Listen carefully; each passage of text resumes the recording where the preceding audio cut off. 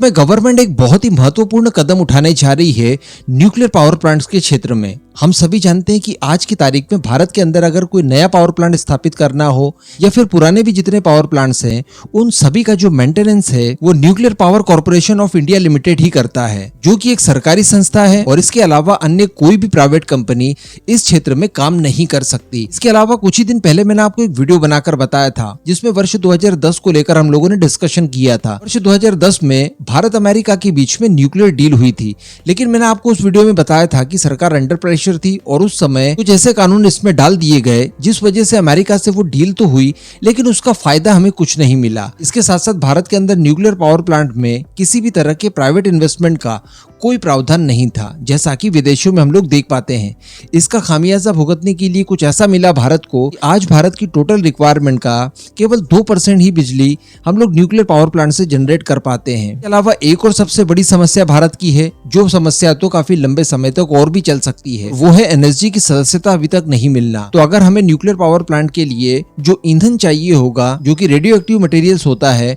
उसके लिए भी दूसरे देशों के ऊपर निर्भर होना पड़ेगा और काफी लिमिटेड मात्रा में काफी सारे प्रोटोकॉल्स को फॉलो करके ही वो हम लोग अचीव कर सकते हैं। लेकिन अब कुछ निदान निकालने के लिए भारतीय सरकार द्वारा वर्ष 2023 में ही एक योजना बनाने के ऊपर काम किया गया और ये मैंने आपको उस समय भी बताया था कि सिविल पर्पस से बनाए जाने वाले न्यूक्लियर पावर प्लांट में अब प्राइवेट भागीदारी को गवर्नमेंट एक्सेप्ट करने जा रही है। इस तरह की दरअसल उस समय चर्चाएं चल रही थी। अगर ऐसा होता है तो हाइड्रो पावर प्लांट या फिर थर्मल पावर प्लांट की तरह न्यूक्लियर पावर प्लांट में भी बड़ी मात्रा में भारतीय प्राइवेट कंपनियां अपना योगदान दे पाएगी और इससे होगा ये कि हमारी जरूरत की ज्यादातर बिजली हम लोग न्यूक्लियर पावर प्लांट से जनरेट कर पाएंगे, क्योंकि हमें डीकार्बनाइजेशन की प्रक्रिया को काफी तेजी से करना है। आज की परिस्थिति अगर देखी जाए तो फॉसिल फ्यूल से लगभग 48 से 50% तक हम लोग हमारी जरूरत की बिजली तैयार करते हैं, जो कि आज की तारीख में एक्सेप्टेबल नहीं है। तो अब इसी को लेकर बताया जा रहा है कि गवर्नमेंट द्वारा फैसला ले लिया गया है और प्राइवेट कंपनियों को इसमें भागीदारी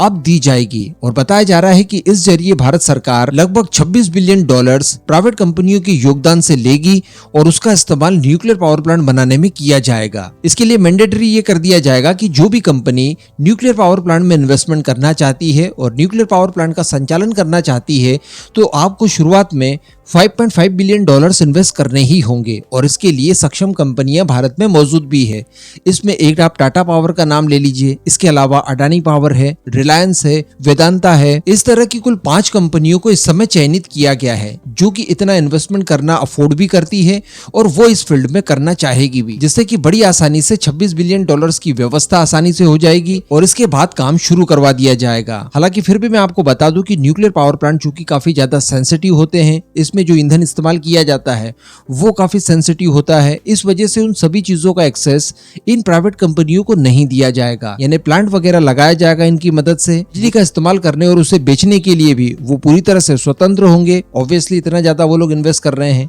लेकिन अगर बात की जाए इसके अंदर जो फ्यूल इस्तेमाल होगा, जो कि रेडियो एक्टिव पदार्थ होगा, वो साथ में मशीनरी वगैरह और इसके अलावा जब प्लांट रनिंग कंडीशन में होगा उस समय उसका टोटल ऑपरेशन वगैरह अगर देखा जाए तो वो सारा कुछ संभालेंगी सरकारी कंपनियां, यानी nuclear power corporation of India limited. तो इस नई पहल से भारत के अंदर बिजली जनरेशन काफी बड़े स्केल पर हम लोग कर पाएंगे, वो भी ग्रीन एनर्जी, जो कि डीकार्बनाइजेशन की प्रक्रिया को पहले की तुलना में कई गुना ज्यादा फास्ट कर देगी। इसके बिना हम लोग डीकार्बनाइजेशन कर ही नहीं सकते। इसके अतिरिक्त सरकार के ऊपर कोई भी बर्डन नहीं आएगा, क्योंकि सारा कुछ खर्च ये प्राइवेट कंपनियां ही उठाने वाली है। इसके अलावा सिक्योरिटी भी ताक पर नहीं लगती, क्योंकि सारी चीजों के ऊपर कंट्रोल अल्टीमेटली सरकारी कंपनी का ही होगा, यानी गवर्नमेंट का होगा। और योजना कुछ ऐसी है कि इस नए इन्वेस्टमेंट के बाद सरकार वर्ष 2040 तक 11,000 मेगावाट तक की नई परमाणु ऊर्जा का उत्पादन कर सकेगी। तो अल्टीमेटली इन कंपनियों का काम केवल ये होगा कि ये लोग इन्वेस्टमेंट करें, उसके बाद जब बिजली बन जाएगी